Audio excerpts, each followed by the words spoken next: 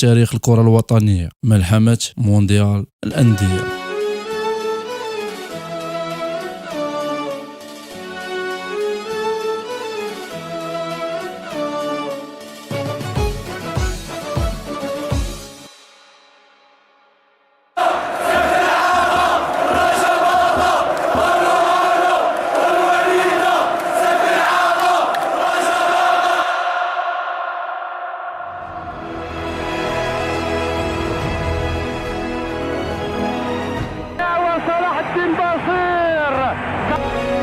مستودع يفتح تعادل للرجاء وغميل بن شرقي أرضية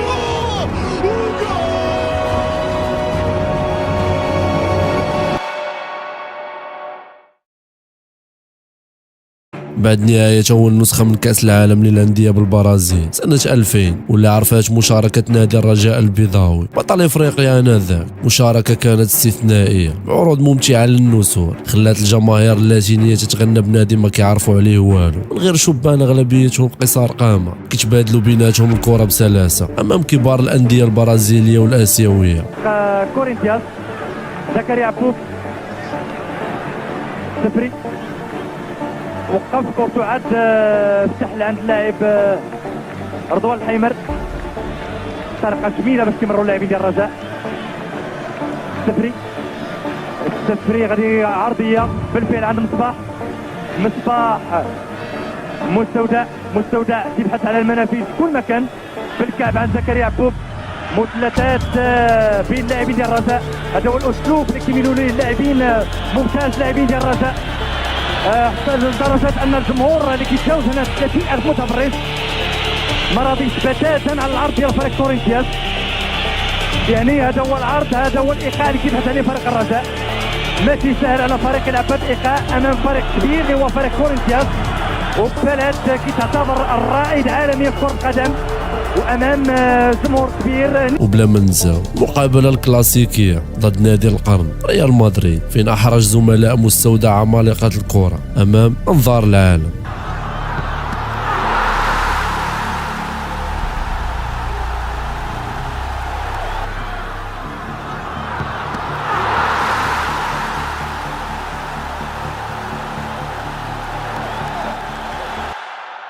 باش يعاود شي نادي مغربي يعيش تجربه كان لابد من الظفر بدوري الابطال، او انه المغرب ينظم المسابقه في الخيار الاول ضاع مرتين، تفاصيل صغيره سنه 2002 مع الرجاء و2011 مع الوداد، فبقى غير الخيار الثاني اللي تاكد رسميا بعد اعلان جوزيف بلاتير عن فوز المغرب بشرف تنظيم نسختي على التوالي.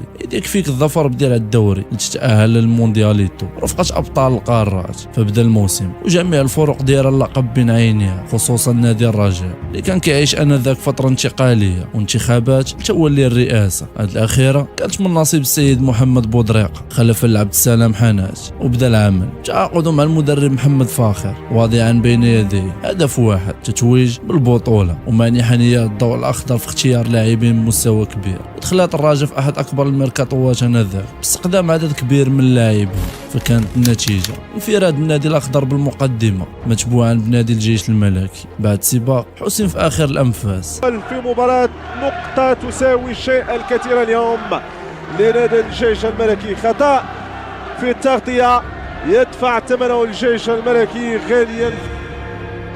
بهدف هذه محاولة الهدف الأول لفائدة فريق الدفاع الحسني الجديدي.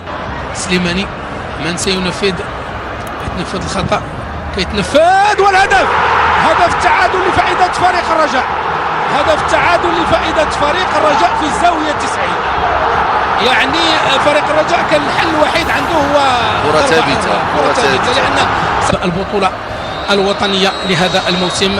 محسن متولي في التنفيذ ويسجل الهدف الثاني لفائدة فريق الرجاء، والرجاء وحذاري من الهدف الثالث في الآونة الأخيرة يقلب الطاولة على فريق الدفاع الحسني الجديدي ويعيد الفوز بعد أن كان منهزما. وتأهلت الرجاء مرة أخرى لبطولتها المفضلة، لكن تطلعات أكبر ونية في تحقيق إنجاز غير مسبوق.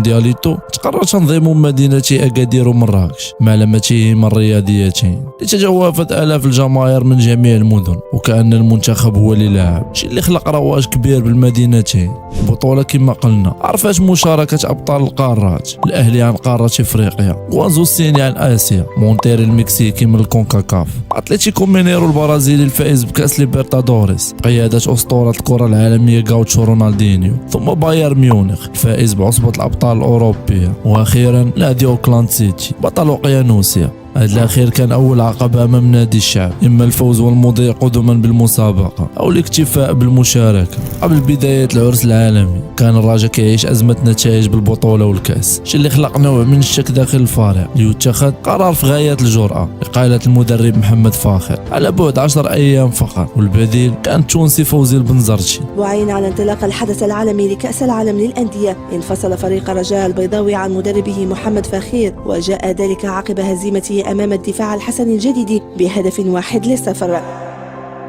وبدات الملحمة. فأول عقبة لزملاء محسن متولي، كان النادي عنده تجربة مهمة في المسابقة ب5 مشاركات، لكن إرادة اللاعبين والحضور الأسطوري للجمهور قلب الموازين. انت في شباك أوكلاند سيتي من أقدم محسني جغراء الذي أصلح ما فاته في الدقيقة 39.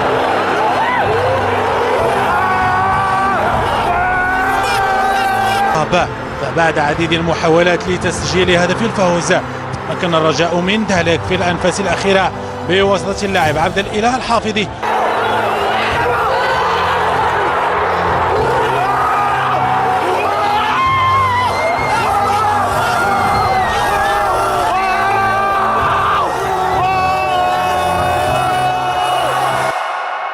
تستمر إقامة النسور الخضر بالموندياليتو، والخصم هذه المرة نادي مونتيري اللي صرح مدربهم أنه ما كيفكرش في هذا الماتش وعينوا على نصف النهائي. فبصعوبة وبتعلق الحارس خالد العسكري قدروا النسور يفوزوا برأسية هيلاري كوكو ودازوا للنصف، إنجاز غير مسبوق.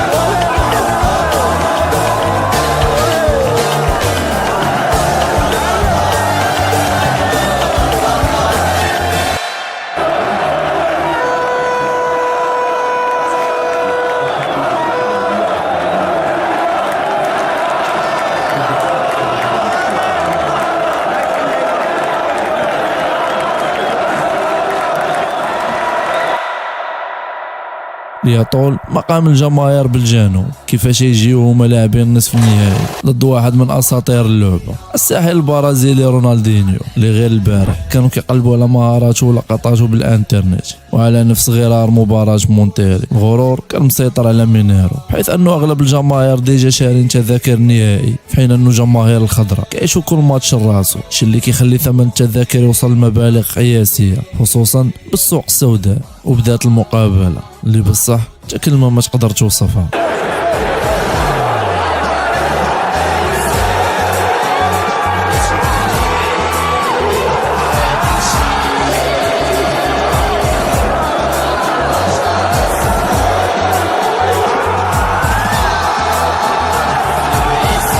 Lá vem Montauri, por cobertura, no travessão, olha a sobra.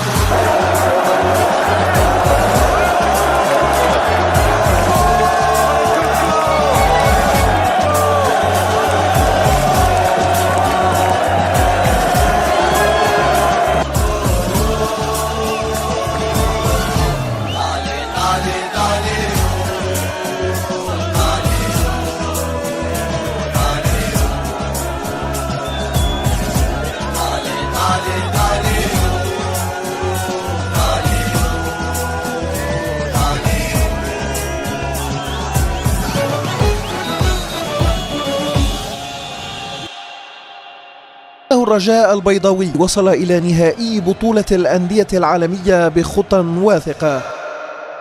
الرجاء في نهائي كأس العالم للأندية وحفز ببرقية ملكية كتهنئ الجميع على وصولهم لهذا الإنجاز الغير المسبوق في تاريخ الكرة العربية. والأكثر من هذا يشرفهم صاحب الجلالة بالحضور في النهائي لأول مرة منذ توليه العرش، فرغم الخسارة أمام نادي بايرن ميونخ أقوى نادي بالعالم آنذاك. راه كل شي خرج هز راسو الفوق لأنه عايش إحدى أهم الملاعب الكروية بهذا البلد السعيد يقدر يعاودها لولادو وهو في قمة الفخر.